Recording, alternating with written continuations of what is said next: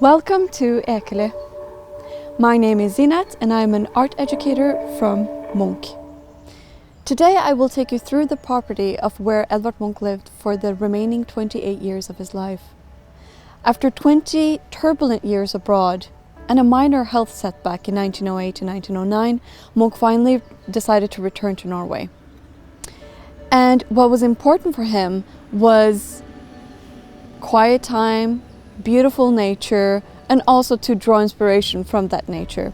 And that's what he found here at Ekely in 1916 when he bought this place.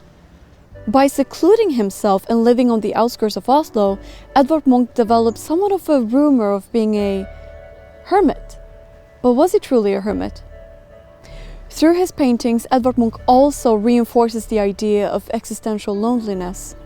So today we're going to explore the idea, was Edvard Munch truly a lonely hermit? We're going to explore that through both his paintings and also photographs.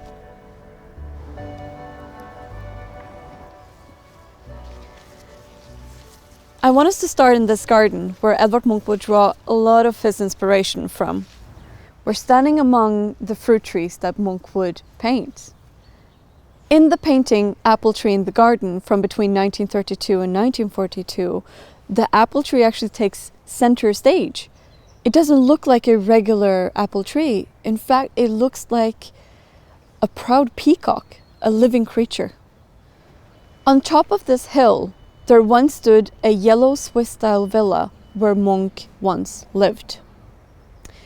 And this villa would be featured in many of his paintings, both the inside and also the outside. Let's go up there and have a look.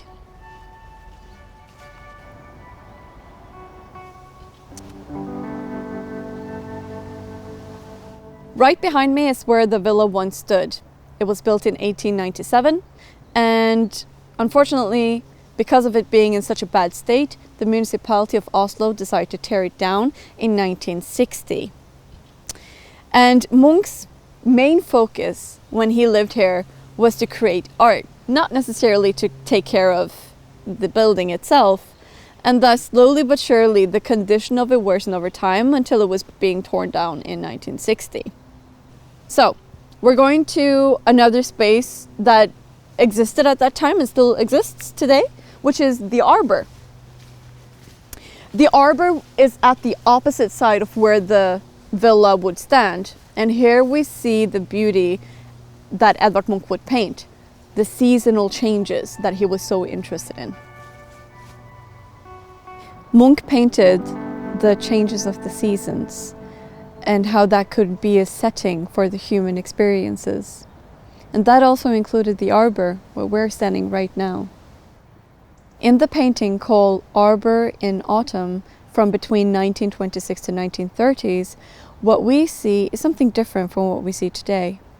In the painting, the trees are bare, naked, and they're quite small. Now, the trees have overgrown into the size they are today, looming over us with this fall colors, creating a scene. In the painting, what we see is what we see right behind us here as well. There's a bench and there's a table, but they're empty. And we're invited into the story and to fill out the gaps. What happened in the story? What is the plot that plays out at the arbor?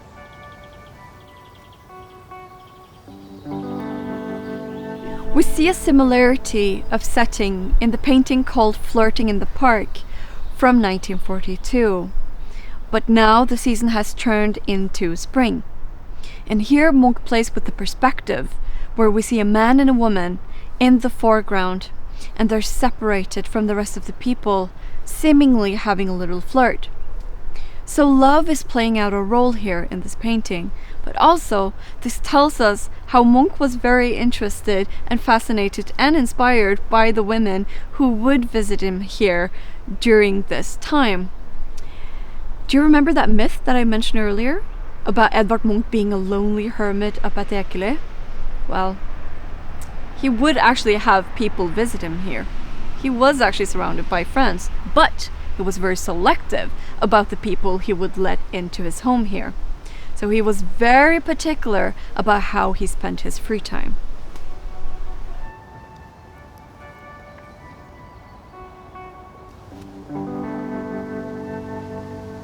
So a lot of the property by Munch was then torn down in 1960. However, one of the most important parts of the estate lives on, which is the winter studio, which is what you see right behind me here.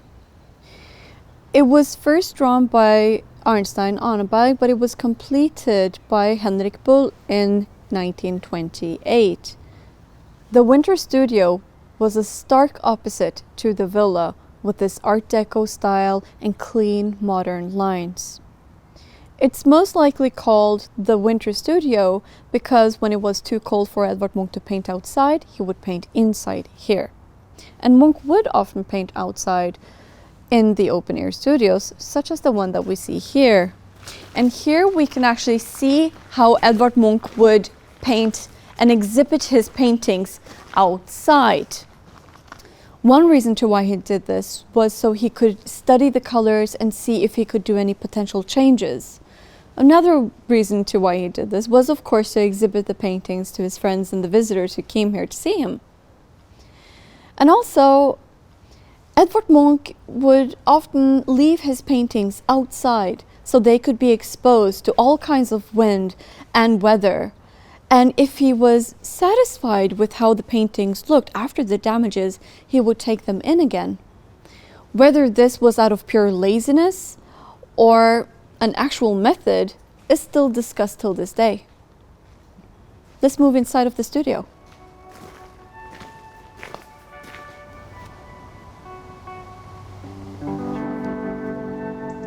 We are now in the space where Edvard Munch would paint when it was too cold during the winter time.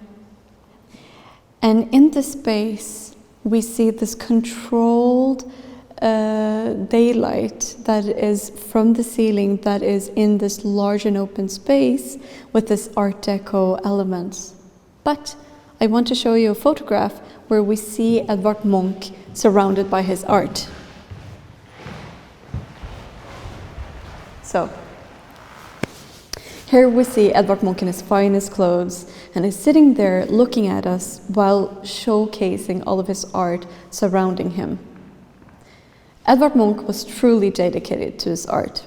He never got married and never had any children. However, he did consider his art to be his children. Let's move to the second room of the studio.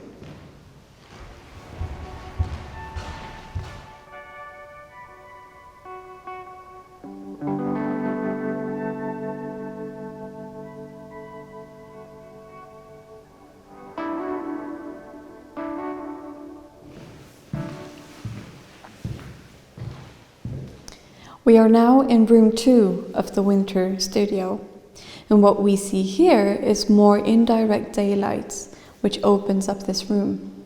And I want to focus on the photograph that is right behind me here, where we see Edvard Munch in his villa. Now he's surrounded by all these different paintings, but he looks somewhat resigned and slightly exhausted, I would say. Probably from all the intense work that he did, because he painted a lot. Shortly after this picture was taken, Edvard Munch unfortunately died from pneumonia at the age of 80. What interests me with this photograph is what's in the paintings that surrounds him, and that is the women. Which brings me to the next subject in the story, which is Munch and his models. This painting, called Standing Nude with Arms Behind Her Head, from between 1922 to 1925, was not necessarily started here. It was most likely painted first at his villa and then perhaps continued here. And as we can see, he painted his models inside of his home.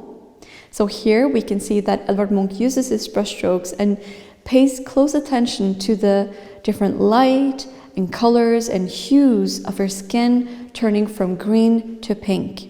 And this is a great contrast to his earlier paintings, when we see the figures in the foreground and our gaze goes directly to them. And here in contrast, our gaze starts with her outstretched arms down to her torso, down to her legs and onto the carpet, and then the rest of the room. Edvard Munch had several models here at Ekely, but some of them would even stay at his villa. He would wake them up in the middle of the night when he was struck with moments of inspiration, and then he would paint them. And as far as we know, these relations were strictly professional. Munch chose to isolate himself, but the stays and visits from these models gave him the company and also inspiration that he needed.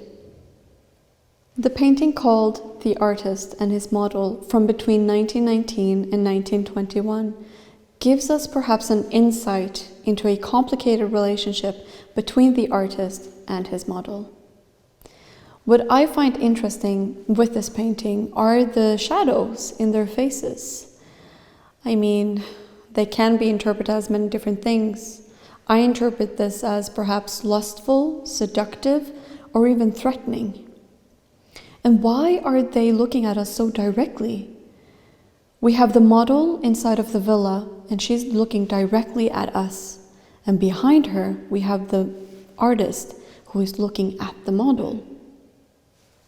The multiple gazes in this room, in this painting, it transforms the overall space into a claustrophobic one. I am left with the idea of Edvard Munch exploring the female subject in his home. But how do you interpret these gazes? What do you see? Another interesting portrait from inside of the villa is The Night Wanderer. In The Night Wanderer, painted from between 1923 to 1924, we see a slightly younger Edvard Munch who is disheveled, slightly disoriented, and he's also in his nightrobe. Munch paints himself in a very vulnerable state of mind, in the middle of the night, and is looking around as if he's hearing a sound that is perhaps coming from our direction. It also lets us see this glimpse of existential loneliness that he perhaps might have experienced during this time. It's as if we're the mirror and he's looking at us. He's peering into us and is frightened by what he sees. Actually, we do have accounts of Edvard Munch saying that he all of a sudden stood in front of the mirror and he was frightened by what he saw in the mirror. So perhaps this is that moment of fear. It was always an interest for Munch to paint the inner emotional life of human beings. And here at Ekely, that also included his own. And that would include him painting himself like this in the vulnerable state. So we have to remember that Edvard Munch also went through these uncertain times, what not, with sleepless nights, with changes, with him growing older. And of course he would paint this and reflect upon this during these later years here at Ekely. In Night Wanderer, we see Edvard Munch facing himself and perhaps frightening himself in this state of mind. Munch would have long moments of loneliness where he didn't meet anyone at all, and perhaps this was one of those moments. For the final painting, I want us to go back into the garden.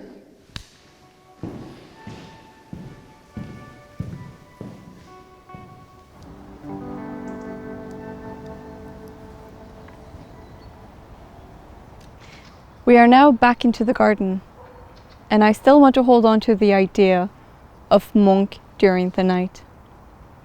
In the painting, Cold Starry Night, painted from between 1922 to 1924, we see this beautiful scenery. However, it's not the same as it is in the painting. As you can see, everything has grown exponentially from how it looked like back then. So we do not see into the city in the same way that Munch did. Munch makes his presence known through his large shadow from the veranda. And perhaps there is a sense of nostalgia Maybe he's thinking back to his younger days where he spent time at these different bars, drinking with his friends, discussing life, looking at art. You could interpret this painting as an exploration of existential loneliness, or it could be an exploration of nostalgia. It isn't necessarily as black and white, whether he was happy or sad. We know that he was both. But he did his best to explore those emotions through his art as much as he could, both good and bad. And that concludes our story here at Ekely. I hope you enjoyed it. Thank you for watching.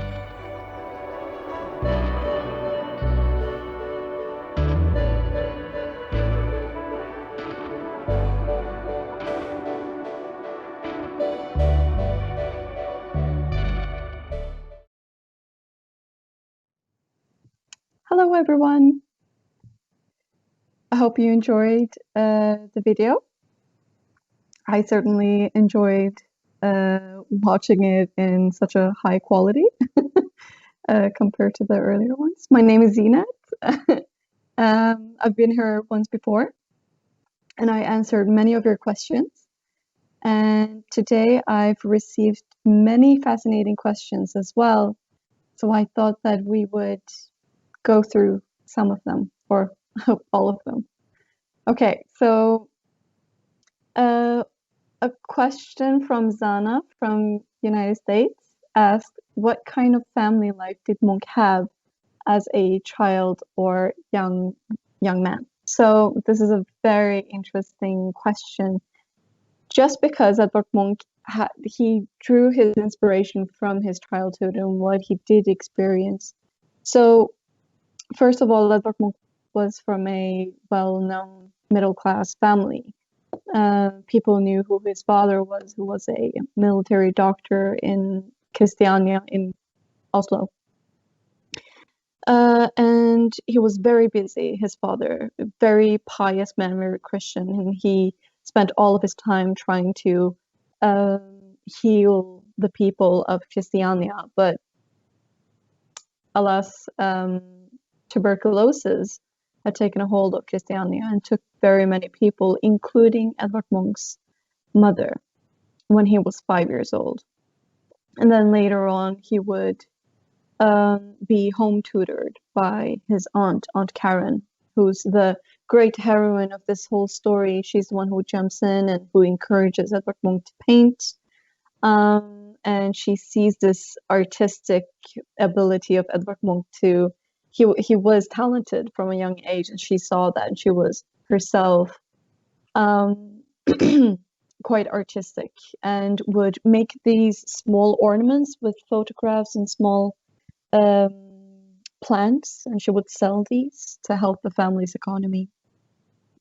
Unfortunately, Edvard Munch's father, being such a pious man, he would also try to fulfill the role of a mother as well. So Edvard Munch really felt that his father was tender and sweet and would read stories to them.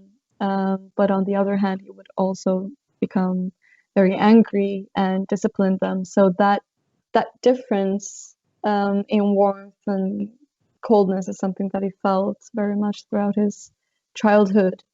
Edvard Munch was also born dying, he said, meaning that he was a very sickly child. And so they got the priest over to their house that day that he was born, in fear that he would die that day. So they baptized him the day that he was born. But luckily, Edvard Munch survived, and he was often homeschooled. He was often at home because he was such a sickly child.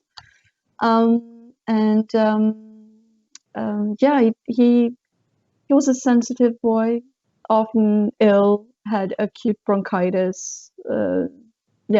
Very slightly sheltered, you would say.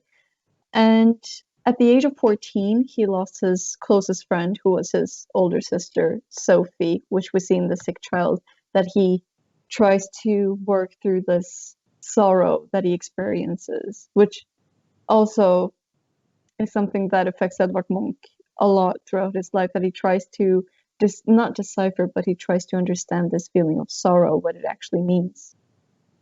So very good question. But he was from a loving family. I mean, he was surrounded by love. But however, Christian, his father, he had what they called a nervous disposition. He was a doctor, but he was also afraid of blood. I'm gonna let that sink in.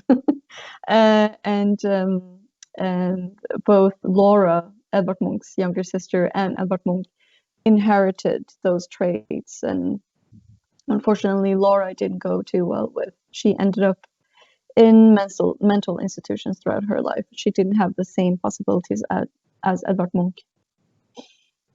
All right. Are all of the paintings which we see in the photographs accounted for, or are some of them missing? This is from Mary from the United States. So Mary, the thing is that some of the paintings are still missing to this day, and it was a huge scandal. I think there are approximately around 30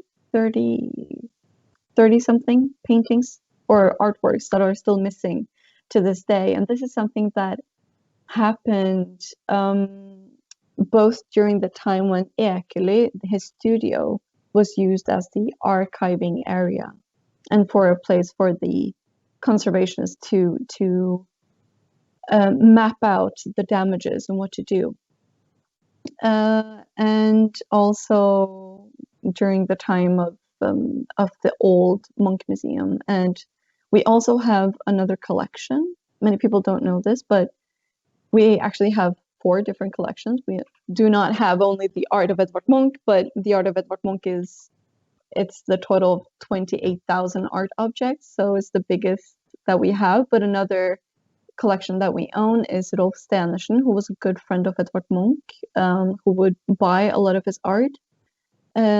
A large sum of his artworks is a part of the Rolf Stenersen collection, and some of them are missing from that collection as well. So it's an atrocity, but alas, that's where we stand.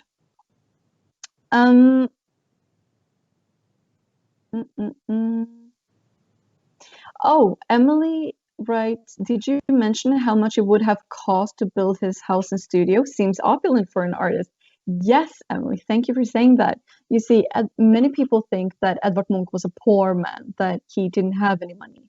But Edvard Munch, during his time abroad in Germany and in France, we have to remember that he lived abroad for 20 whole years. He painted many different types of personalities, including Nietzsche, the philosopher, and his sister Elisabetta. So Edvard Munch, he did a lot of portrait paintings. That's where a lot of his money came from. So when he came back to Norway, he wasn't a poor man anymore. And Edvard Munch actually bought 4 different estates or buildings, you would say. So one of them was the summer house at Oslo, which is the typical forest that we know Edvard Munch for. And then there was an area at Hvitstein where he painted the sun. And then there is Kragerø. Kragerø is where he painted the sun, actually. And then finally Ekely. And the studio, this was not his only studio. He built 3 other outdoor studios as well in wood. So he was quite successful, and he even received the award, the King's Award. And yeah, he had the money, to put it that way.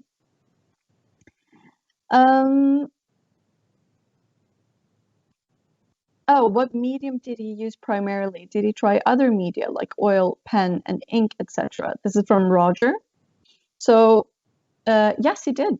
He used a lot of different medias. So Edvard Munch is known for being very experimental.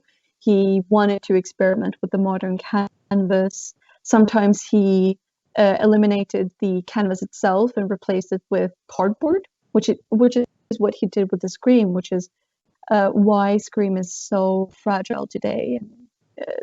we are very careful with how much light that it's exposed to.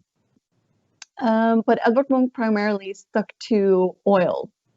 But he also did these wonderful, beautiful watercolor and drawings from Ekely as well, where he painted his models. Absolutely fantastic, delicate, very beautiful. These studies, these nude studies, are something that I value very much from this time at Ekely. Congrats on the video. The production is fantastic. Fascinating presentation. Thank you so much, Zeenat. Thank you, Gage from Harker Heights.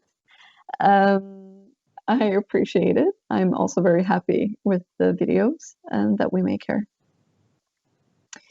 So, oh, let's see here. There we go. So another question from Leslie from Brentwood, Tennessee asks, in your opinion, which work of art best encapsulates Munch's feelings of loneliness and melancholy during his time at Ekely Estate? I would say that would be The Night Wanderer and also Starry Night.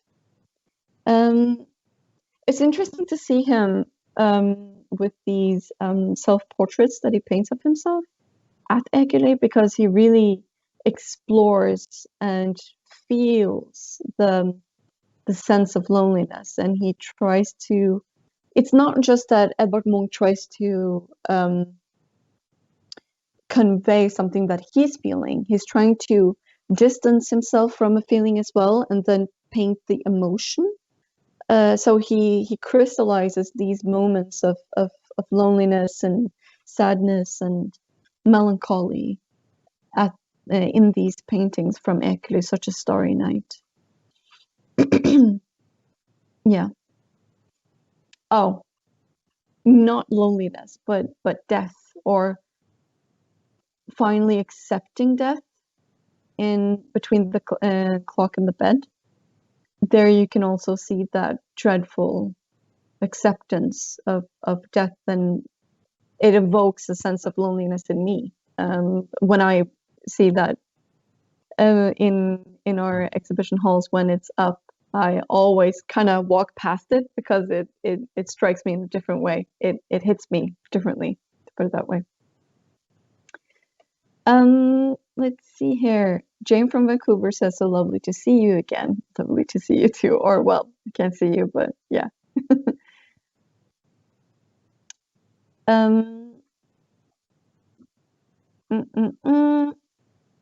Oh, great. So Vita from Scottsdale asks, what did Munch create at Ekely? Oh, it refreshed.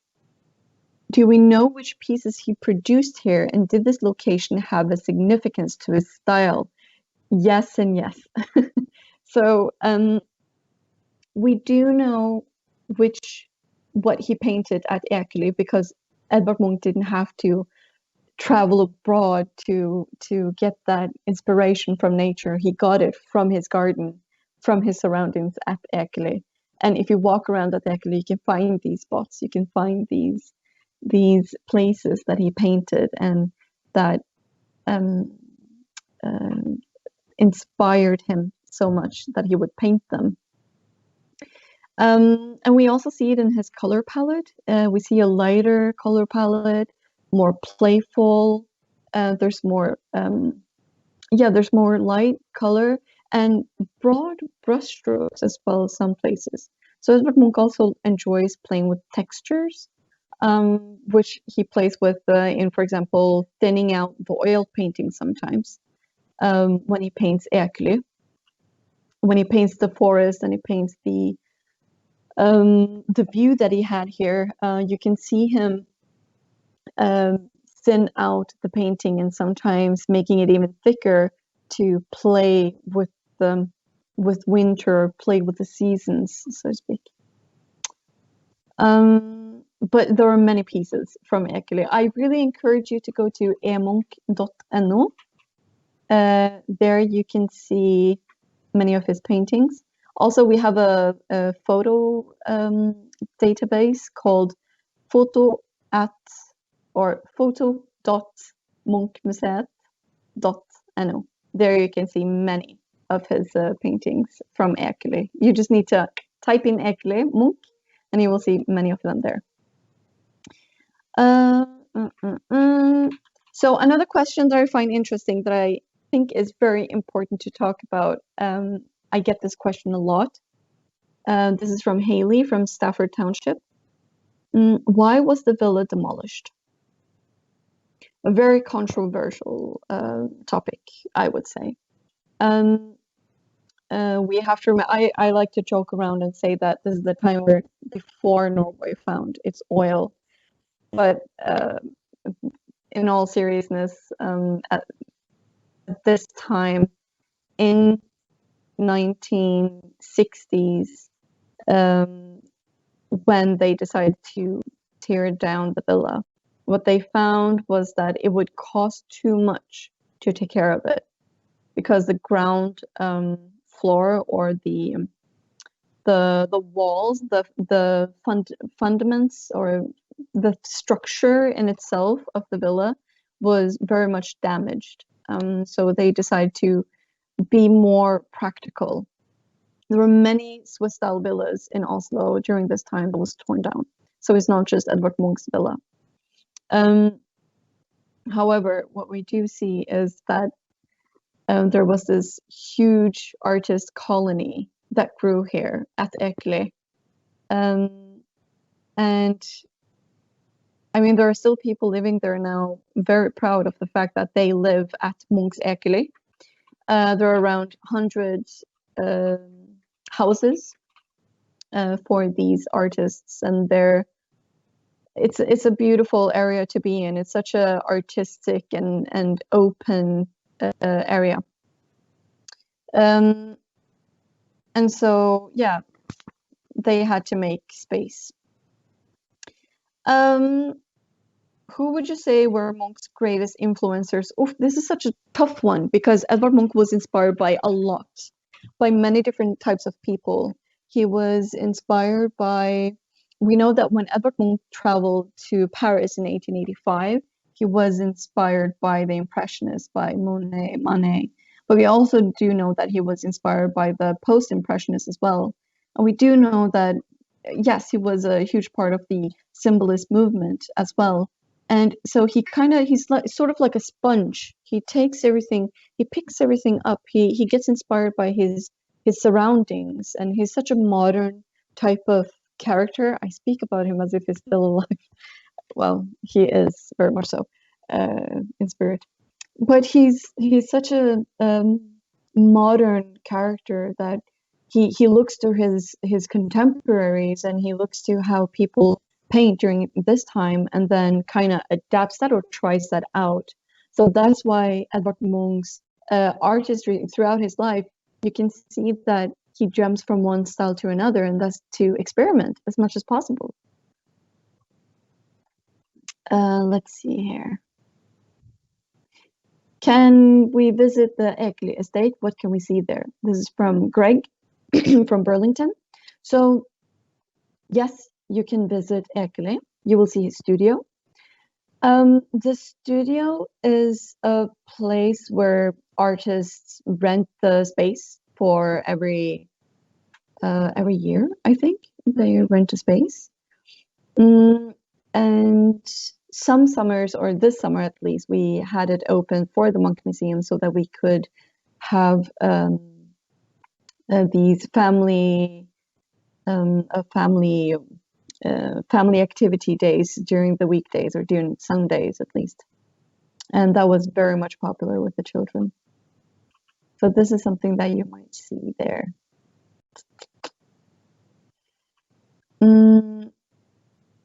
Oh, interesting questions. Let's see. So a question from Dorothy from the UK. Nurquist? Did I pronounce that right? Probably butchered that, I'm sorry. asks, at what point in Munch's career did he receive international acclaim? And what was it in particular that achieved this recognition?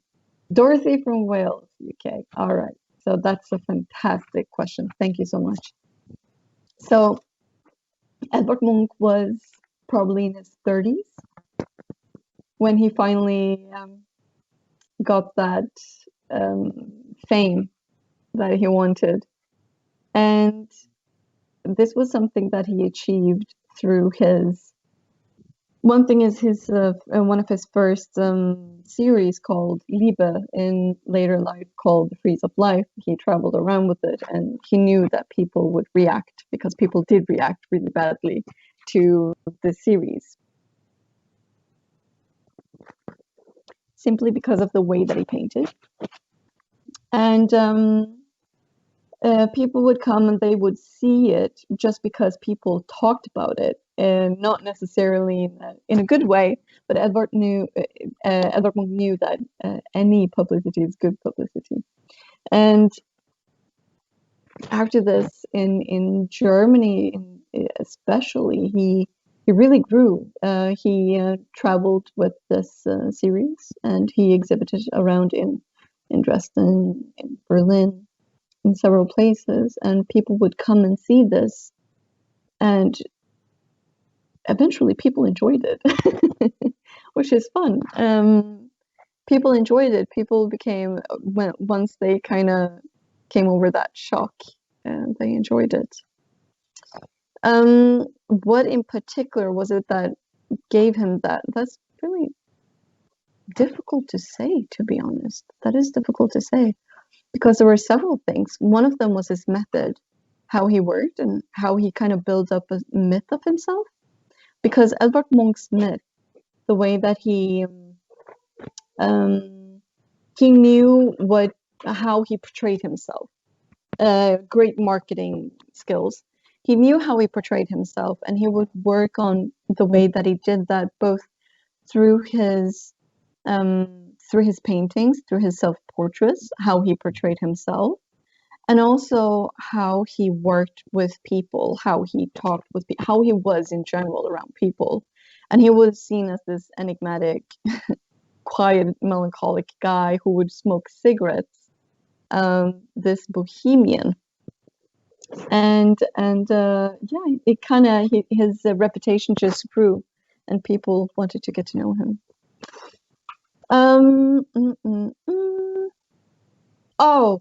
Oh, this is great. Many good questions here. So, were the models more than just models, muse or lovers? This is from Idenice from Alexandria. And there's a similar question down here from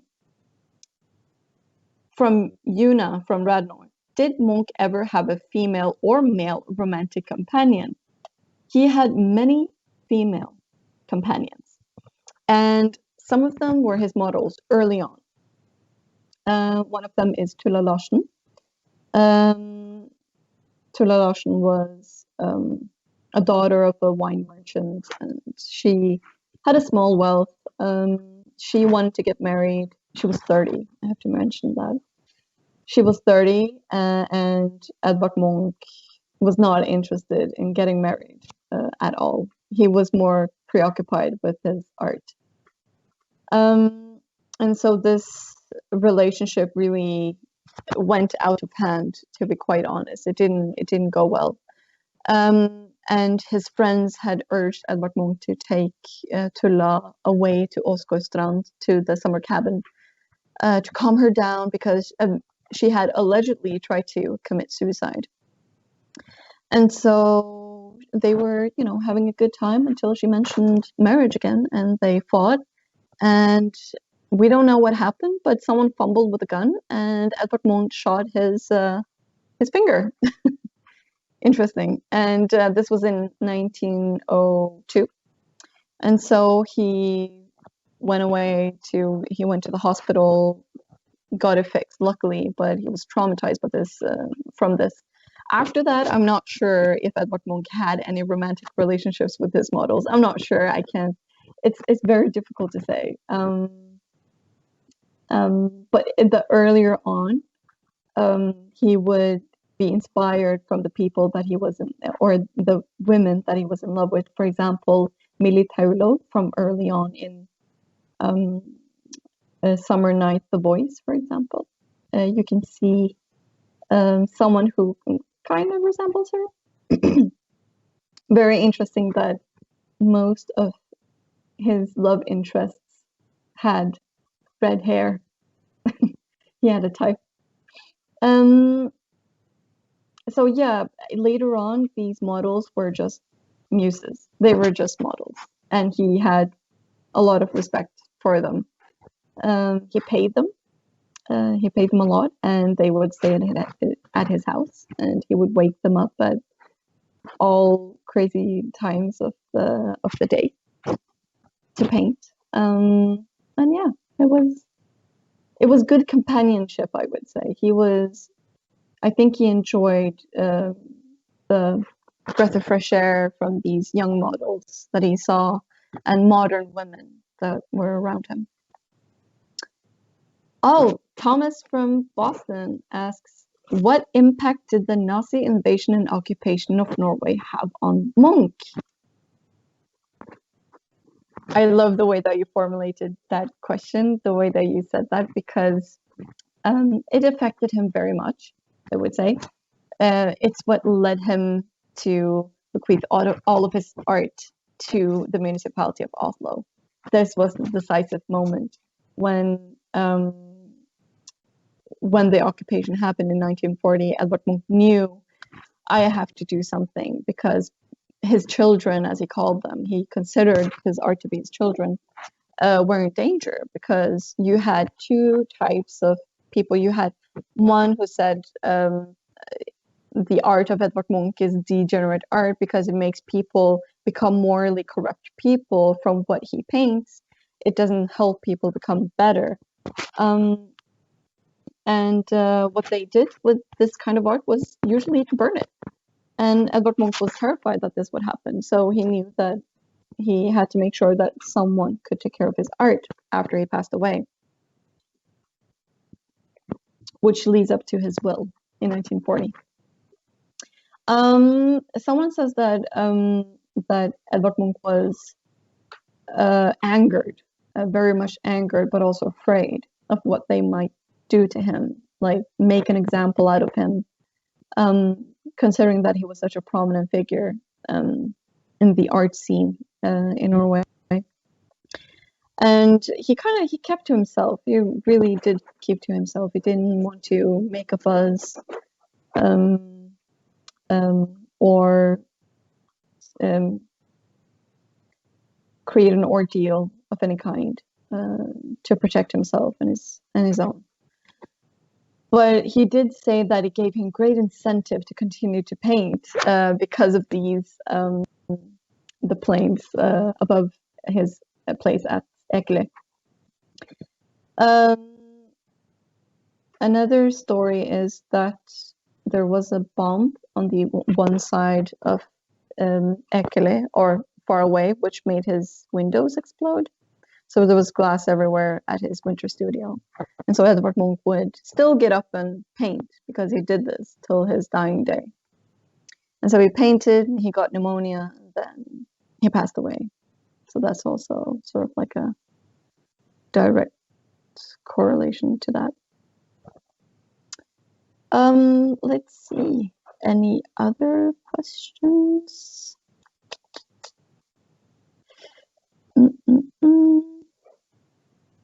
Are there any other questions?